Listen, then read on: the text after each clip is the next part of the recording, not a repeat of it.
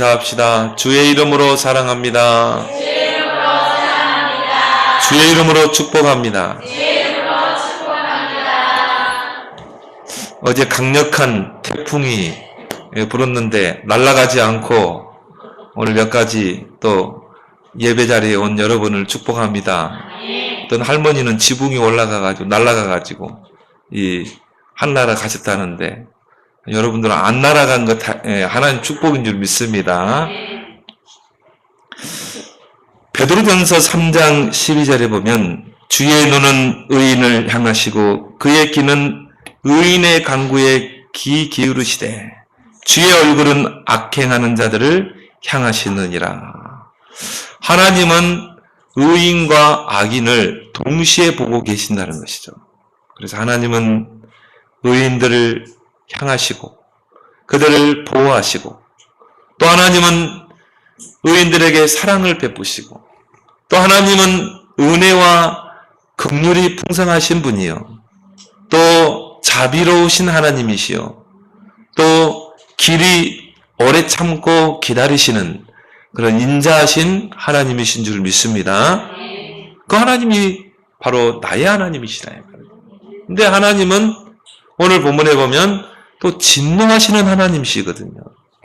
그래서 오늘 1절에도 보면 하나님의 진노가 불의로 진리를 막는 모든 사람의 경건하지 않음과 불의에 대하여 하늘로부터 나타나는 그 하나님의 진노가 하늘로부터 나타나는 그 말은 뭐예요? 하나님으로부터 온다 이 말이에요. 그래서 하나님은 때로는 재앙을 내리시기도 하고 또한 재난을 가져다 주기도 하고 또 하나님은 전쟁을 통해서 하나님은 진노를 붓기도 하고 또 하나님은 이스라엘 백성을 노예로 300년 노예 생활 또 70년 포로 생활 또 로마의 속국이 되게 함으로 하나님의 진노를 내리시는 것을 우리는 보게 됩니다. 그럼 오늘 본문을 통해서 이 하나님의 진노가 언제 누구에게 임하는가? 오늘 첫 번째로 불의로 진리를 막는 자들에게 임한다 말하고 있죠. 하나님의 진노가 불의로 진리를 막는 사람들의 모든 경건하지 않음과 불의에 대해서 하늘로부터 나타난다 이렇게 말씀하고 있습니다. 하나님의 진리는 불변한 줄 믿습니다. 어제나 오늘나 영원토록 불변한 게 하나님의 절대 진리예요. 근데 그 하나님의 진리를 대적하는 자들이 있거든요. 그 불의를 가지고. 그래서 우리가 진리를 보고 뭐라고 그럽니까? 진실된 것, 또 참된 것, 이걸 보고 우리가 진리라고 말하잖아요. 근데 하나님 자신이 진리예요. 왜? 하나님은 영원하신 하나님이기 때문에. 그래서 하나님의 성호가 여호와잖아요. 그 여호와라는 뜻이 바로 스스로 계신 분이거든요.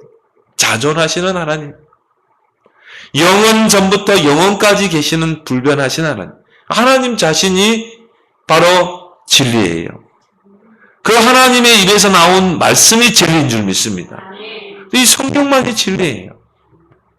여러분이 성경을 진짜 믿길 바랍니다. 이 속에 진리가 있는 거예요. 진리의 보화가 있는 거예요. 그리고 하나님이 우리에게 주신 구원자 그리스도가 참 진리라 이 말이에요. 요한복음 14장 6절에 보면 나는 곧 길이요 진리요 생명이니 예수 그리스도가 진리라 이 말이에요. 근데 그 하나님의 진리는 불변합니다. 절대 불변한 진리인 줄 믿습니다.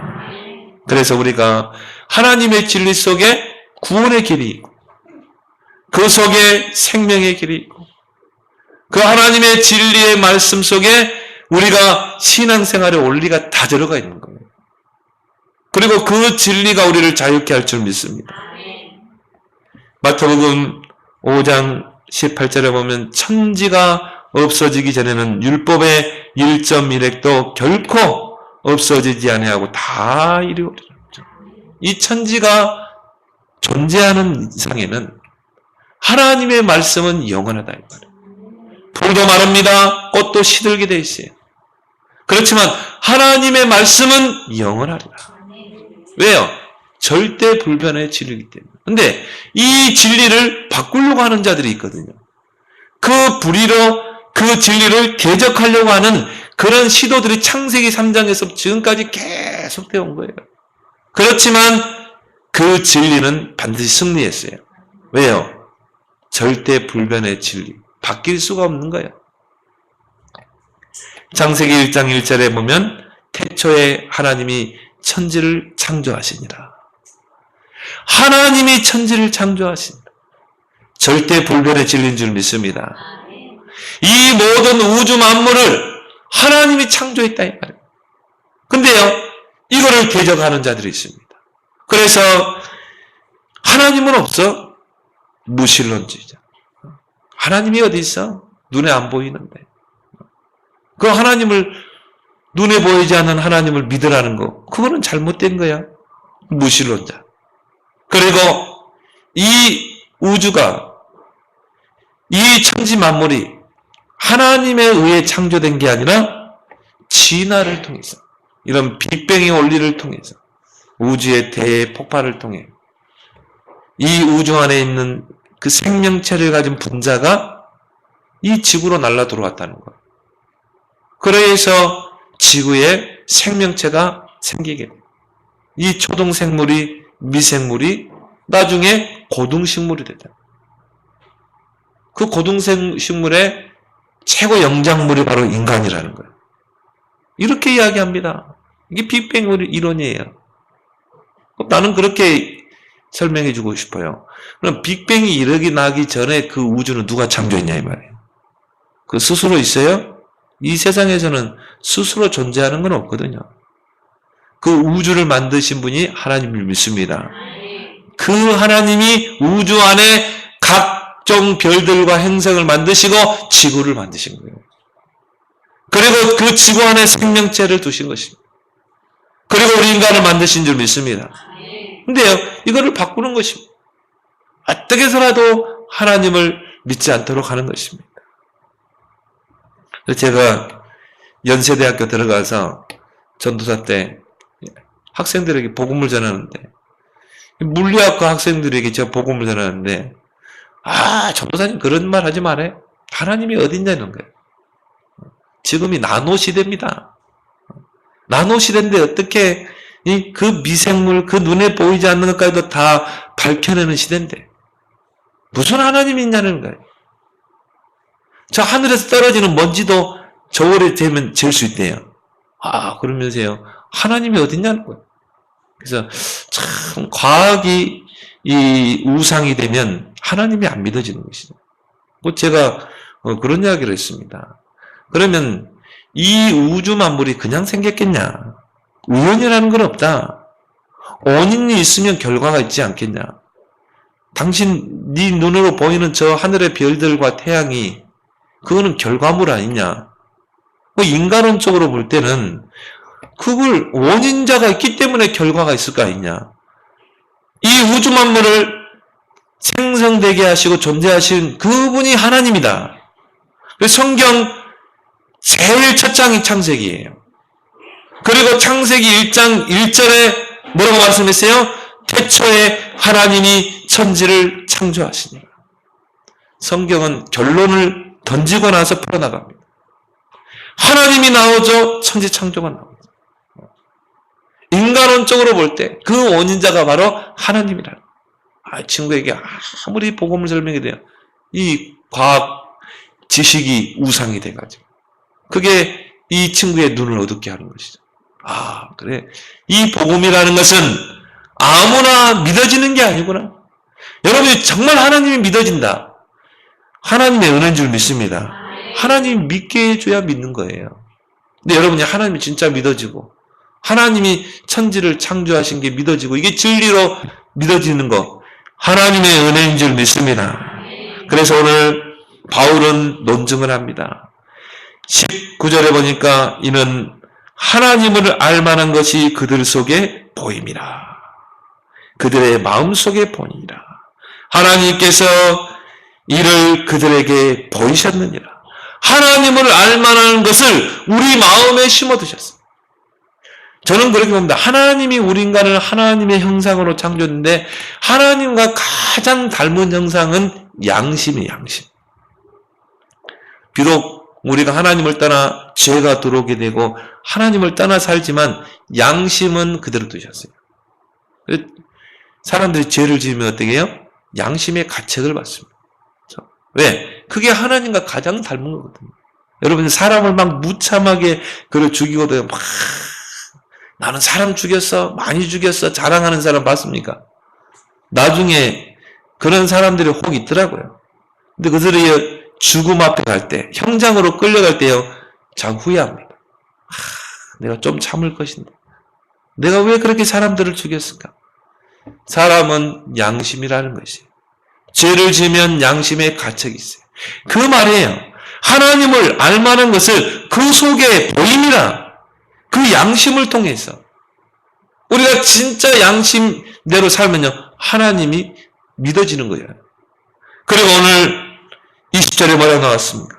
창세로부터 그의 보이지 아니하는 것들 곧 그의 영원한 능력과 신성이 그의 만드신 만물에 분명히 보여 알려졌나니 그러므로 그들이 핑계하지 못하리라. 하나님이 만드신 이 자연 만물에 하나님의 신성이 있는 줄 믿습니다. 우리가 이 우주의 수많은 별을 보면서 야, 저걸 누가 만들었을까? 이걸 누가 조물주가 만들었지 않겠냐? 저 수많은 별들, 셀 수 없는 저 별들이 어떻게 우연히 있을 수 있겠는가? 여러분이 이 지구가 자전을 하면서 태양을 공존하잖아요. 그러니까 낮과 밤이 생기고 그리고 봄, 여름, 가을, 겨울이 생기는 거예요. 이 지구가 돌지 않으면 낮과 밤이 생길 수가 없죠. 공존하지 않으면 계절이 바뀔 수 없는 거예요. 근데 이걸 돌리시는 분이 하나님이라 이 말이에요. 이 지구가 우연히 돌아가냐 이 말이에요. 누군가가 돌리고 있잖아요. 우리가 에너지 법칙에 의하면 이거를 누군가 밀었기 때문에 이게 가잖아요. 이게 스스로 가는 존재가 있어요? 차도 누군가가 안에 들어가서 시동을 걸고 운전을 해야 차가 가는 거지 스스로 가냐 이 말이에요. 물론 요즘 아예 이 자동으로 가는 차도 있지만은 내가 에너지를 가했기 때문에 움직이잖아요. 이 지구가 스스로 자전하냐 이 말이에요. 하나님이 돌리시는 줄 믿습니다. 근데 지구가 생기고부터 지금까지 하나님이 돌리고 계시는 거예요. 전능자 하나님이 돌리고 계시는 거예요. 그래서 하나님이 없다고 핑계 댈 수가 없는 거예요. 그러면서 오늘 창세기 1장 27절에 보면 우리 인간을 하나님이 하나님의 형상대로 지으시니라. 형상이란 말은 뭡니까? 하나님의 이미지대로 하나님과 함께 살도록 그 안에서 참된 행복을 누리도록. 여러분 참된 행복이 어디에 있습니까? 돈에 있습니까? 명예에 있습니까? 나는 조국 후보자를 보면서요. 야, 참 불쌍하더라고. 그 권력 한번 쥐어보려고. 그게 행복입니까? 그것도 뭐 대법원장 한번 올라가면 몇 년 하겠어요. 그거 한번 쥐어보려고. 그 비난을 받고요. 권력이 행복입니까? 하나님과 함께하는 것이 진정한 행복인 줄 믿습니다. 나는 그렇더라고요. 나는 전에 하나님 믿기 전에는 나는 세상에서 행복을 찾으려고 했거든요. 돈 많이 벌면 그게 행복인 줄 알았어요. 돈 많이 벌어서 좋은 집에 살고 좀 통수가 넓고 좋은 차 타고 다니면 좋은 음식 먹고 다니면 그게 행복인 줄 알았어요. 근데 그게 아니더라고요. 몸에 딱 병이 오니까 아니더라니까요. 야, 그래. 내가 하나님 만나는 게 행복이구나. 내가 하나님 바라보는 게 행복이구나. 오늘 여러분이 예배에 나와서 하나님께 예배드리는 게 진정한 행복인 것을 깨달으시기 바랍니다. 그게 절대 불변의 진리라니까요. 하나님의 형상대로 하나님과 함께하는 것 절대 불변의 진리입니다. 근데요, 이걸 대적하는 사람이 있어요. 우리 인간은 진화의 하나의 산물이라는 거예요. 온숭이가 진화돼서 인간이 했다. 동물원에 가서 원숭이 조상님에게 절해야지. 원숭이가 우리의 조상이라며. 그래서 내가 전에 우리 애들이 조그만 때요. 자, 어린이 대공원에 가봤거든요. 그런데 내가 원숭이를 가만히 봤어요. 저기 우리 조상이야? 아무리 봐도 아닌 것 같아. 그래가지고 그 어린이 대공원에 우리 안에 있는 원숭이들도 그 두목이 있더만요. 그래 우리가요 막 바나나 같은 거 던져줬거든요. 딱 던져주니까는 그 두목이 어라랑 하니까는 꼼짝보다 못 먹더라니까요. 그래서 두목이 가가지고요 지가 다 먹고요 옆에 있는 그 쫄따구들은 배고파가지고 있는데 지가 다 먹는 거예요. 그래서 가만히 보면 저 못된 원숭이 아주 그냥 막대기로 두드려 패고 싶더라고요. 가만히 보면서 저게 원숭이야. 아니 우리 가족들은 그러잖아요. 자식들을 위해서 부모가 희생하잖아요. 근데 지가 두목이라고는 완전히 뭐 밑에 새끼들도 안 주고 지만 차지하고. 저게 우리의 조상이야? 아무리 봐도 아닌 것 같아 내가. 여러분 그 원숭이 훈련시켜서 여기에 딱 앉혀놓고 예배 들으라면 예배 들을 수 있어요? 찬송하라면 찬송할 수 있냐 이 말이에요. 원숭이는 원숭이의 따름인 줄 믿습니다. 하나님이 천지를 창조하실 때 원숭이는 원숭이대로 창조하시고 인간은 인간대로 창조하신 거예요. 그런데 인간과 동물의 다른 점이 뭡니까? 인간은 하나님의 형상을 따라 하나님이 우리 인간을 창조하신 거예요. 그래서 그 인간에게 주신 축복이 뭡니까? 이 천지 만물을 다스리고 정복할 수 있는 축복을 주신 줄 믿습니다. 그 자연을 숭배하는 존재로 지은 게 아니라 이 말이에요. 그 우상 앞에 절하는 존재로 지은 게 아니라 이 말이에요. 그런데요, 이 하나님의 절대불변의 진리를 왜곡시키는 자들이 있다니까요. 우리 인간이 진화의 산물이라. 영혼을 부인합니다. 진화론자들은 우리 인간의 영혼을 부인해요. 왜? 원숭이와 똑같은 하나의 동물이로 보거든요. 거기서 나온 게 유물사관 아닙니까?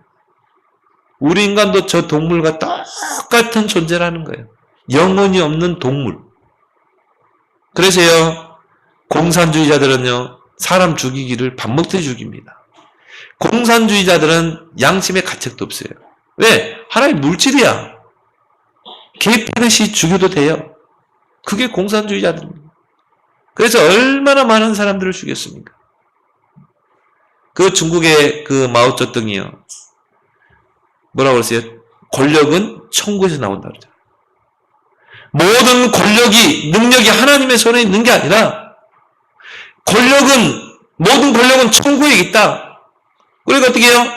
그 권력에 복종하지 않으면 다 죽일 수 있다는 거예요. 무서운 사상입니다. 저는 그렇게 봐요. 공산주의 사상은 사단의 이론이라고 저는 보거든요. 레닌은 하늘에다 총을 쏘고 뭐라고 했습니까? 신은 죽었다는 거예요.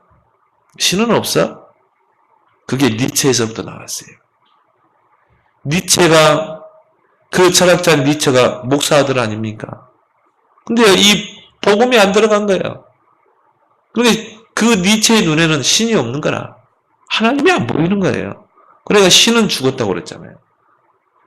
거기서 공산주의 사상이 나왔다니. 이게 다 진화론에서 다 영향을 받는 것입니다. 지구의 3분의 1을요, 불바다로 만들었어요. 근데 지금 어떻게 됐습니까? 이 유물사관, 공산주의, 사회주의 사상이 들어간 나라마다 다 거지 나라가 됐어요. 저 북한 땅, 여러분 50년대, 60년대만 해도 우리 나라보다 잘 살았습니다. 근데 저 북녘 땅에 이 하나님이 없다는 그 무신론 사상, 저 공산주의 사상, 진화론 사상이 들어간 거예요. 그래야 어떻게 했습니까? 김일성이가. 목사들 다 숙청시키고, 그리고 교회 문 다 닫고요. 폐쇄시키고. 왜? 우리 북한 이 인민공화국은 하나님을 안 믿는 민족이라 이 말이에요. 그래가지고 목사들 다 숙청시켰잖아요. 지금 북한과 남한과의 경제 차이가 어떻게 났습니까? 여러분 말 안 해도 완전히 거지 나라 됐잖아요. 이번 태풍이 아마 북한 큰 타격 받았을 것입니다. 그만큼 가난한 나라, 거지 나라가 된 것입니다. 하나님의 진노가 누구에게 매여? 이 하나님의 진리를 불의로 막는 자.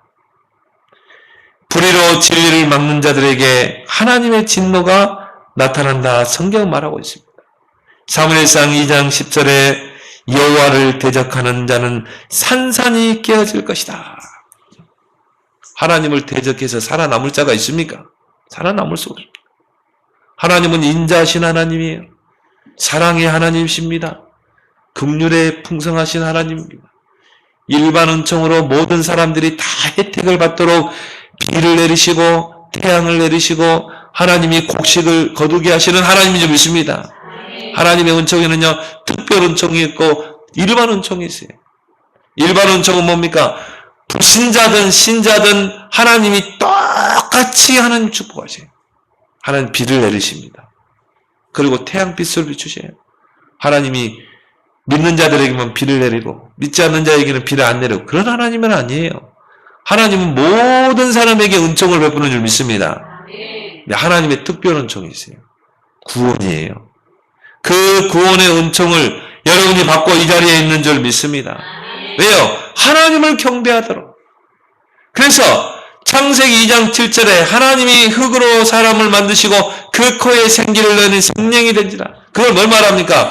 오직 하나님만 경배하도록 하나님이 지으신 줄 믿습니다. 이게 절대 진리라니까요. 그래서 여러분이 저 새들이 우는 게 아니라 하나님을 경배하는 거예요. 여러분이 저 들에 있는 꽃이 활짝 피잖아요. 우리 눈에 볼 때는 굉장히 이쁘잖아요. 그 꽃이 하나님을 경배하는 줄 믿습니다. 저 바람 소리도요, 하나님을 경배하는 바람 소리예요. 저 내리는 비도 뭡니까? 하나님을 경배하는 거예요. 나는요, 이 태풍이 안 불면 어떻게 되는 줄 압니까? 태풍이라는 것은 해수면의 온도가 높을 때, 찬 공기와 부딪힐 때 구름이 형성되고, 그게요, 굉장한 그 힘을 발휘해가지고, 회오리, 소용돌이를 불면서, 그게 어떻게 해요? 막, 피해를 입히잖아요. 근데 여러분, 태풍 안 불면은, 바다 고기들이 다 죽어요. 태풍을 불어서 어떻게 합니까? 바다를 뒤집는 것입니다. 그래서 어떻게 해요? 산소를 바다 밑까지 공급시킵니다. 그래서 바다 속에 있는 생물들이 사는 것입니다. 그 태풍 하나를 놓고 볼 때도 우리는 막 두려워하고 늘 TV 시청하면서 저거 태풍이 불면 뭐 피해. 하나님이 그렇게 해서 대기 오염을 다 휩쓸어 가시는 것입니다. 태풍 한번 불고 지나가면요, 얼마나 공기가 깨끗합니까? 이 공기 속에 우리 몸을 해롭게 하는 그런 미생물들이 있거든요. 이걸요, 다 하나님이 바꿔나가는, 다 휩쓸고 가는 줄 믿습니다. 얼마나 감사합니까? 태풍도 나는 하나님을 경배하는 거예요. 그런데 하나님을 대적하는 자들은요, 경배 대상을 바꿔버리는 거예요. 이게 우상숭배라니까요. 하나님께 돌려줘야 될 영광을 피조물에게 돌리는 것인 것입니다. 그래서 하나님의 진노가 임하는 거예요. 여러분, 이제 추석 명절 기간입니다. 그러면 산소에 가서 또 조상에게 제사 지내. 모든 종교는 제사를 장려합니다. 뭐 죽은 조상에게 제사 지내는 거. 근데 중요한 거는요, 그게 하나의 효심으로 하는 게 아니라 내가 죽은 조상에게 제사 지낼 때 그 조상들이 와서 후손들에게 복을 준다고 생각하거든요. 솔직히 그래서 제사 지내는 거잖아요. 성경은 분명히 말하고 있습니다. 대저 이방인의 제사하는 것은 귀신에게 하는 것이다. 여러분이 제사 지낼 때 죽은 조상이 오는 게 아니에요. 귀신들이 오는 것입니다. 그래서 재앙을 가져다 주는 것입니다. 그래서 성경만이 제사를 금하는 거예요. 왜 성경은 우상숭배를 금합니까? 우상숭배는 경배 대상을 바꾸는 것이기 때문에 오직 우리 인간은 하나님만 경배하도록 하나님께만 영광 돌리도록 하나님을 지었는데 그거는 바꿔버리거든요. 그래서 재앙이 임하는 것입니다. 마태복음 4장에 예수님께서 공생에 시작하실 때 마귀의 시험을 받았어요. 첫 번째 시험이 뭡니까? 40일 동안을 굶주리셨거든요. 마귀가 나타나세요. 네가 배고프지? 네 하나님의 아들 아니야? 그러면 저 돌이 떡이 되게 해서 먹어라. 예수님이 그거 뭘 하겠어요? 할 수 있죠. 오병이 기적도 일으켰는데 마귀를 물쳤잖아요. 사람이 떡으로만 사는 것이 아니라 하나님의 말씀으로 사는 것이요. 마귀가 한 대 맞았어요. 두 번째는 뭡니까? 성전 꼭대기 높 꼭대기에 예수님을 세우고요. 뛰어내리라는 거예요. 뛰어내리면 하나님 말씀에 천사를 통해서 네 발이 땅에 부딪히지 않도록 보호하신다고 그러거든요. 이 사단 보세요. 말씀으로 말씀 가지고 했다니까요. 근데 이단들의 특징이 뭡니까? 꼭 자기들에게 맞는 말씀 가지고 미혹하잖아요. 예수님이 뭐라고 그랬습니까? 주 너희 하나님을 시험하지 말라. 세 번째, 천하만국의 모든 부귀영화를 다 보여주면서 네가 내 앞에 절하기만 하면 다 주겠다는 것입니다. 세상 사람들이 그랬다니까요. 내가 너에게 다 줄게, 내 앞에 절해. 이게 우상숭배예요. 우상숭배는 마귀와 내가 계약을 맺는 것입니다. 눈에 보이지 않게 내가 계약을 맺는 거예요. 네가 내 앞에 절하고 하나님 경배하지 말고 나를 경배해, 내게 절하면 내가 다 줄게, 그거거든요. 많은 사람들이 거기 다 속는 것입니다. 그 앞에 절하는 것입니다. 이게 재앙의 통로가 된다는 것을 알죠. 예수님 앞에 이 마귀가 천하만국의 부귀영화를 보여주면 내 앞에 절하면 다 주겠다. 예수님 어떻게 하세요? 사탄아 물러가라. 너는 나를 시험케 하는구나. 예수님이 물리시니까 어떻게 합니까? 사단이 떠나가게 되고 천사가 수종들더라. 경배의 대상을 바꾸라. 네가 이 우상 앞에 절하면 우상이 복을 줄 것이다. 이 제사상 앞에 절하면 조상이 복을 줄 것이다. 이게 하나님 보실 때는요, 불의가 되는 거예요. 그 불의로 하나님의 진리를 막는 그런 사람들이 있다, 이 말이에요.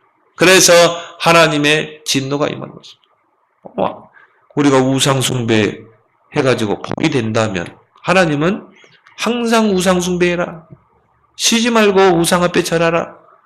제사상 앞에 절하라고 했겠죠. 근데 이 우상숭배는 경배의 대상을 바꾸는 것이요, 하나님의 진노와 재앙이 임하는 통로라.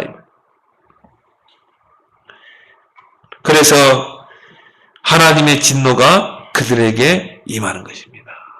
여러분 참 진리를 붙잡길 바랍니다. 하나님의 진리를 붙잡아야 그 안에 자유함이 있는 거예요.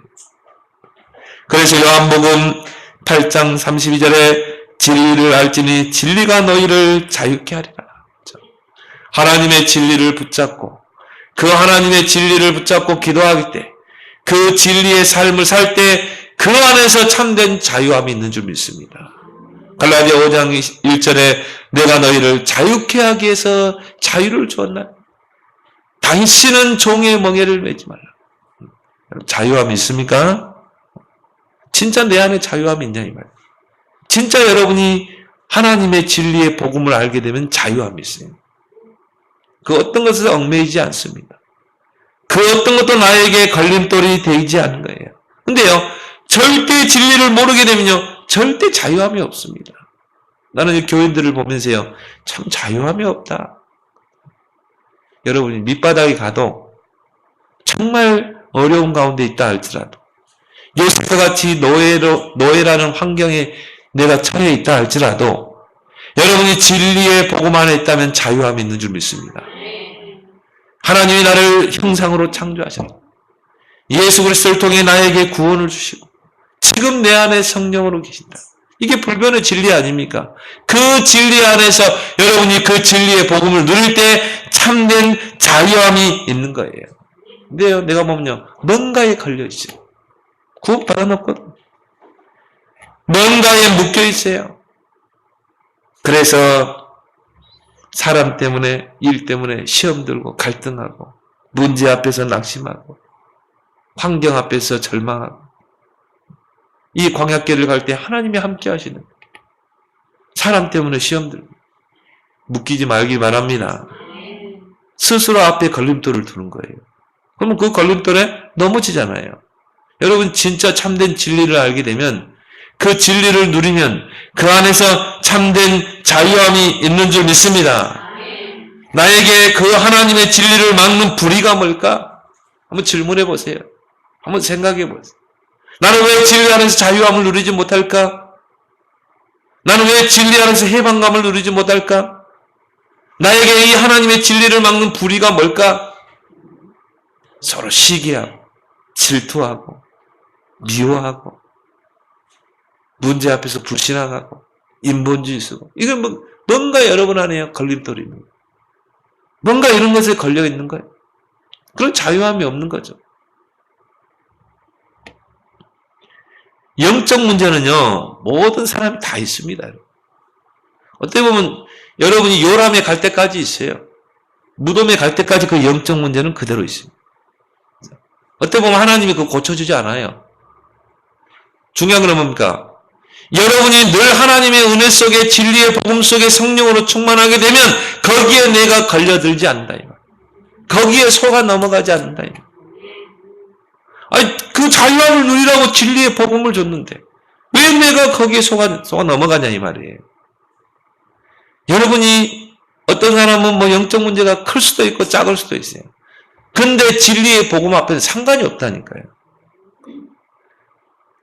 복음만이 여러분을 자유케 하는 줄 믿습니다. 근데 우리는요, 스스로 앞에다가 걸림돌을 두고 스스로 걸려 넘어지고 뭔가에 묶이고 다 뛰어넘길 바랍니다. 속지 말아야 돼요. 저는 그래요. 완전한 사람은 하나도 없다.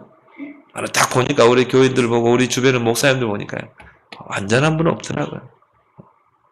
왜 그래요? 우리 인생이 창세기 3장 태생이잖아요. 완전한 수 없어요. 근데 여러분이 완전해지는 방법이 있어요. 뭡니까? 그리스도의 복음 속에 내가 들어갈 때. 그때 여러분은 완전한 줄 믿습니다. 그래서 하나님 뭐라고 합니까? 너는 행하여 내 앞에 완전하라. 여러분이 진짜 복음 속에 들어가고 복음을 누리고 나는 오직 복음 외에는 배설물이야. 복음 외에는 다 서론이야. 오직 복음만이 나에게 완전하고 복음만이 나에게 모든 것이야. 그럼 여러분은 완전할 줄 믿습니다. 그러면 우리가 자꾸 속게 되는 거예요. 나에게 하나님의 진리를 막는 불의가 뭘까? 두 번째 뭡니까? 이 하나님의 진노가 누구에게 매여? 하나님의 순리를 영리로 바꾸는 자. 여러분이 하나님의 순리대로 살면요, 아무 문제될 게 없습니다. 그래서 우리는 이제는 하나님의 자녀잖아요. 하나님의 정도를 향해서 가야 돼요. 하나님의 순리를 따라 살면 돼요. 그럼 우리에게 노예라는 환경도, 감옥이라는 환경도, 내 현실의 어려움도 아무 문제될 수 없는 거예요. 그리고 요셉은 오히려 노예로 가서 더 큰 축복 받았다니. 오히려 감옥에 가서 진짜 서비스 응답을 받았잖아요. 다윗은 뭡니까? 진짜 다윗이 하나님의 축복을 받을 때가 사울왕에게 쫓겨다닙니다. 그때 다윗이요, 진짜 큰 믿음의 반석으로 세워졌거든요. 여호와는 나의 목자시니 내게 부족함이 없으리. 그때 다윗이 했던 고백 아닙니까? 여러분이 하나님의 순리대로만 살게 되면 문제될 게 없다 이 말. 여러분 현실의 문제가 다 응답이요 축복이 될 줄 믿습니다. 그래서 여러분을 하나님의 형상으로 창조합니다. 그 말은 뭡니까? 이제 너는 하나님의 순리대로 살도록 하나님을 경배하고 그 안에서 복을 누리고, 그래서 하나님이 하나님의 형상대로 지음받은 인간을 에덴 동산을 창설하시고 거기에 두셨잖아요. 그 에덴이라는 뜻이 뭡니까? 즐거움, 희락, 기쁨. 그 말은 뭐예요? 하나님과 함께 살면 늘 기쁘고 늘 에덴인 줄 믿습니다. 노예로 가도 감옥에 가도 그 어디나 하늘나라, 그 어디나 천국. 근데 여러분에게 그 하나님 나라 천국이 여러분 안에 이미 임했다니까요. 천국은 여기 있다 저기 있다 하는 게 아니라 너희 속에 있느니라. 천국 우리 아직 안 갔어요. 근데 천국이 이미 우리에게 임해 있는 줄 믿습니다. 예요. 우리가 예수 그리스도를 구원자로 영접할 때 예수님이 내 안에 들어왔다는 말은 뭐예요? 천국이 임했다는 거예요. 하나님이 여러분 안에 성전 삼고 들어와 계시잖아요. 그 말은 뭐예요? 내게 천국이 임했다는 거예요. 천국이란 말은 하나님의 나라잖아요. 하나님이 이제 통치하겠다는 거예요. 하나님이 다스리시겠다는 거예요. 여러분은 하나님의 손에 있는 줄 믿습니다. 그래서 마태복음 13장에 보면요, 천국에 대해서 예수님이 쫙 비유를 하잖아요. 천국은 누룩과 같은 것이다. 작은 것 같지만요, 그게 불풀면 어떻게 돼요? 크게 불풀잖아요. 밀가루 전체를 불풀게 하잖아요. 여러분 안에 그 천국입니다. 천국은 겨자씨와 같다. 근데 이게 크면요, 큰 나무가 되잖아요. 천국은 보화라고 그랬어요. 아무나 이걸 맛볼 수 없는 거예요. 여러분 안에 천국이 있다. 보화만큼 이 가치 있는 것인 줄 믿습니다. 근데 늘 열등의식, 피해의식, 비교의식, 늘 불신앙의 환경에 왜 속냐 이 말이에요. 그 어디나 하늘나라, 천국. 그래서 바울은 뭐라고 그랬습니까? 항상 기뻐하라, 쉬지 말고 기도하라, 범사에 감사하라. 이는 너희를 향한 하나님의 뜻이니라. 데살로니가전서 5장 16절 18절. 하나님의 뜻 세 가지가 뭐예요? 항상 기뻐하라. 왜? 천국이 내 안에. 쉬지 말고 기도하라. 내게 에덴이 와 있기 때문에. 범사에 감사하라. 원래 인간을 그렇게 창조했다니까. 하나님의 형상대로 그 에덴에서 그 하나님을 누리도록 하나님과 함께하는 것이 에덴인 줄 믿습니다. 근데 그 에덴 동산에는요, 생명나무의 과실이 있고, 그 열매를 따먹으면 계속 영원한 생명. 그리고 그 강에는요, 그 에덴에는 4강이 흐르고 있었고, 근데 거기에는 금들이 있고, 우리가 강을 보고 뭐라고 그러죠? 젖줄이라고 그러죠, 젖줄. 그래서 우리가 과거의 문명의 도시가 강 주변으로 발달했잖아요. 강은 풍요입니다. 강은 생명이에요. 강은 젖줄입니다. 근데 그 에덴 동산에는요, 4강의 근원이 쫙 흘렀다니까요. 이게 하나님으로부터 흘러오는 것입니다. 여러분이 하나님과 함께하는 그것이 진정한 축복인 줄 믿습니다. 그 안에 풍요가 있는 거예요. 이렇게 하나님은 우리 인간을 창조하시고요. 하나님을 경배하도록 창조했는데 이 하나님의 순리를 영리로 바꾸고 하나님을 대적한 자가 사탄이라 이 말.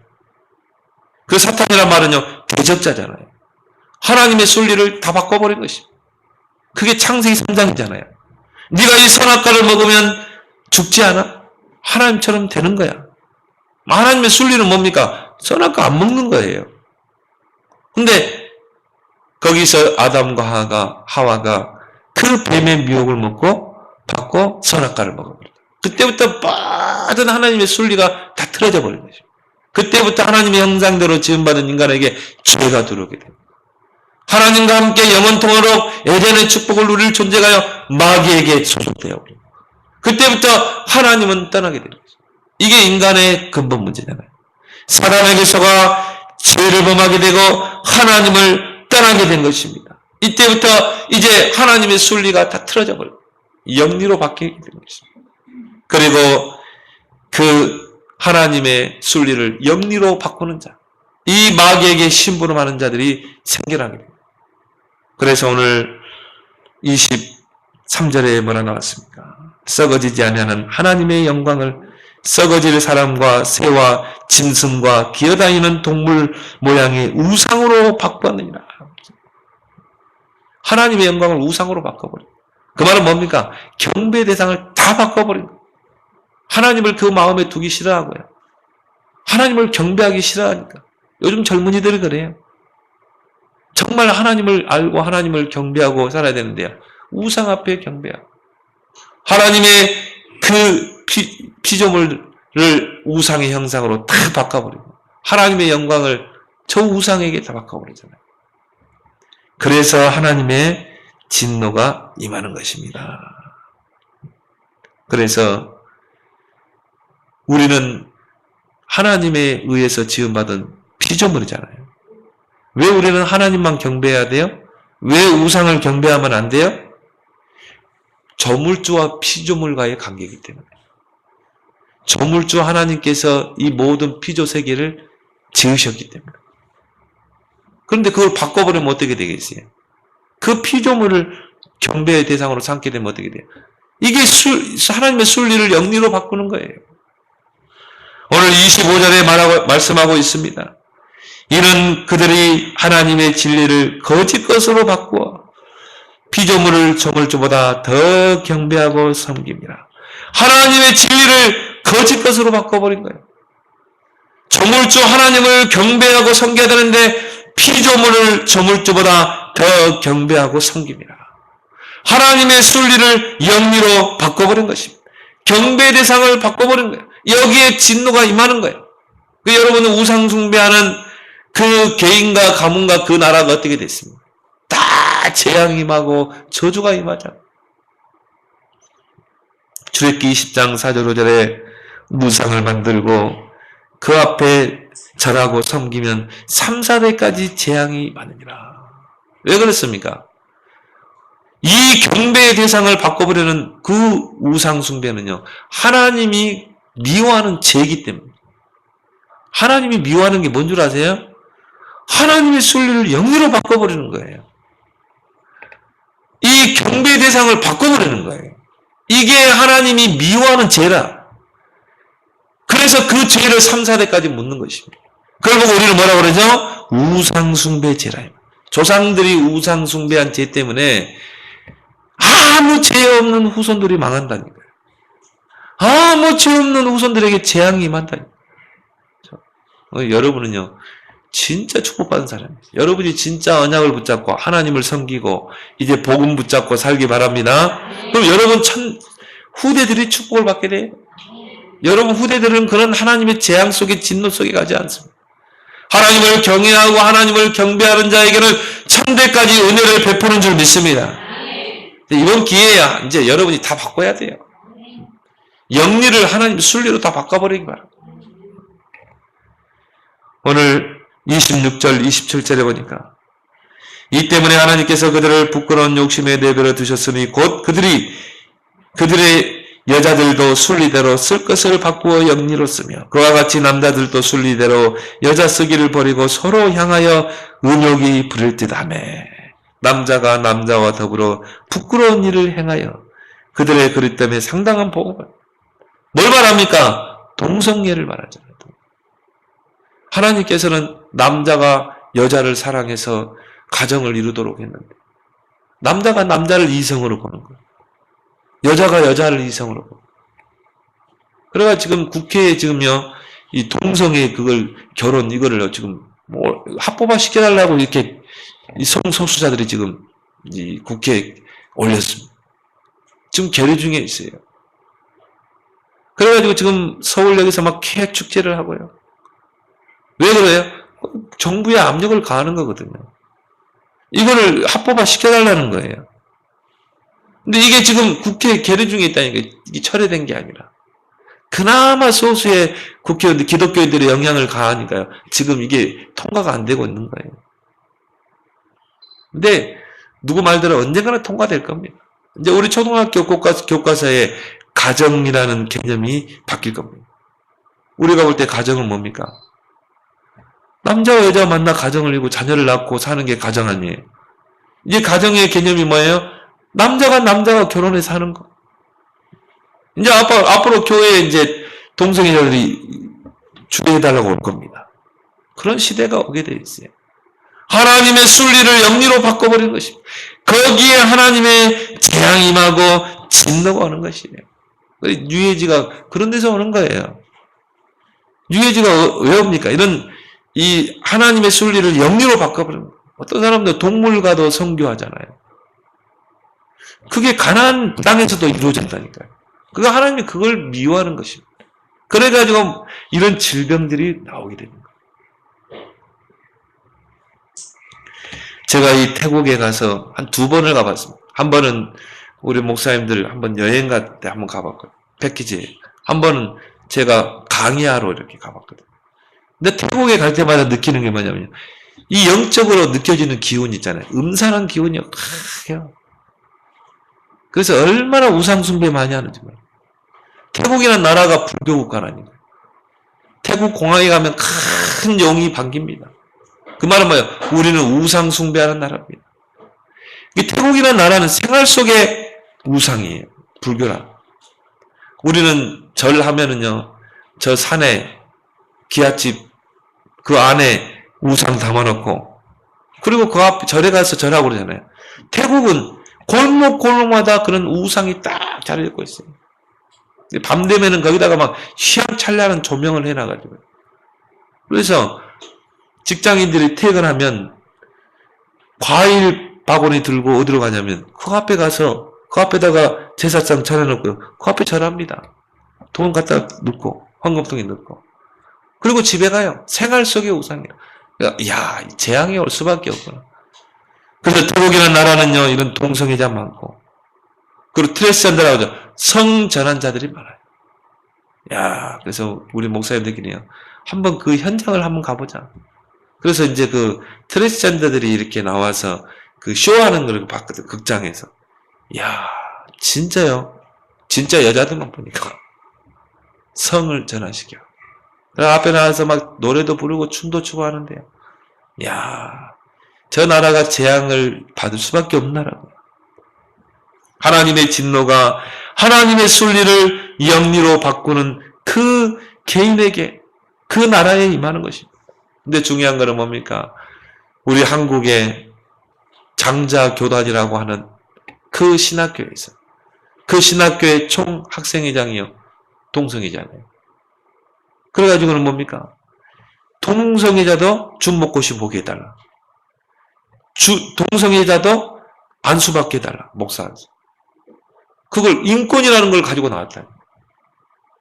그래서 그 정치하는 분들이요, 그걸 통과시키려고 하니까 그래도 그 통합 측에 소수의 복음 붙잡고 있는 목사님 들고 일어났어요. 어떻게 저 동성애자들을 준목고시를 보게 하고 목사를 할 수 있냐. 그리고 그걸 철회한 게 아니라 보류해 놨어요. 언젠가는 통과될 겁니다. 앞으로 동성애 목회자 배출될 겁니다. 우리는 기도해야 될 줄 믿습니다. 우리는 이 영리를 하나님의 순리로 바꾸는 자가 되길 바랍니다. 하나님은 이 영리를 순리로 바꾸는 자들을 축복했어요. 하나님은 사무엘을 왜 축복했습니까? 그 우상과 싸웠거든요. 그리고 하나님의 언약을 회복했거든요. 미스바 운동을 일으켰죠. 왜 하나님이 엘리야를 축복했어요? 이스라엘 땅에 그 바알 우상과 싸웠거든요. 850대 1과 싸웠잖아요. 그 엘리야를 하나님이 크게 쓰신 것입니다. 왜 하나님이 기브온을 큰 용사로 쓰셨습니까? 바알과 아세라 우상을 찍어냈다니까요. 그래서 이 기드온에게 붙여진 이름이 뭐냐면은 여룻바알이라는 그 별명이 붙였어요. 그 말은 뭡니까? 바알과 싸워 겨루어 이겼다는 뜻 아닙니까? 하나님이 그 기드온을 큰 용사로 쓰시는 줄 믿습니다. 여러분이 이번 추석 명절 좋은 기회입니다. 우리 가문의 그 영리를 하나님의 순리로 바꾸겠다. 우리 가정의 가문의 이 우상 문화, 이 귀신 문화, 제사 문화를 복음의 문화로, 하나님의 축복의 문화로 바꿀 것이다.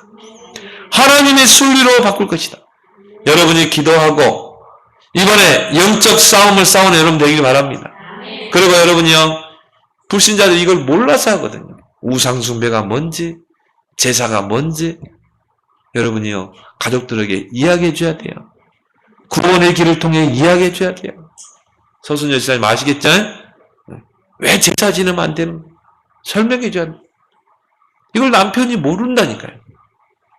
제사 지내면 조상들이 와서 복을 준다고 생각하거든. 그걸 귀신이 임하고 재앙이 임하는 통로라는 걸 몰라요. 모르기 때문에 알려줘야 된다. 안 지낸다. 할렐루야. 그렇지? 그래서 여러분이 이번 추석 명절 기간 동안 모든 뒤바뀐 영리를 하나님의 순리로 바꾸는 명절 캠프 되기를 예수 그리스도로 축원합니다. 하나님 아버지 은혜를 감사합니다. 하나님은 긍휼의 하나님, 사랑의 하나님이시만 또 진노를 행하시는 하나님이라고 하셨습니다. 불의로 진리를 막는 자, 하나님의 순리를 영리로 바꾸는 자에게 하나님의 진노가 임하지만 정말 하나님의 순리를 붙잡고 영리를 하나님의 순리로 바꾸는 자들을 하나님이 축복하시는 줄 믿습니다. 이번 추석 명절 기간이 명절 캠프가 되게 하여 주시어서 모든 뒤바뀐 영리를 하나님의 순리로 바꾸는 명절 캠프가 되어서 우리 가문의 우상 숭배와 이 귀신 섬기는 제사 문화가 그리스도 이름으로 완전히 무너지게 하시고 하나님을 섬기는 가문, 하나님의 축복을 받는 세계복음화의 가문으로 바뀌는 이번 명절이 되도록 새 힘을 더하여 주옵소서. 예수님의 이름으로 기도드리옵나이다. 아멘.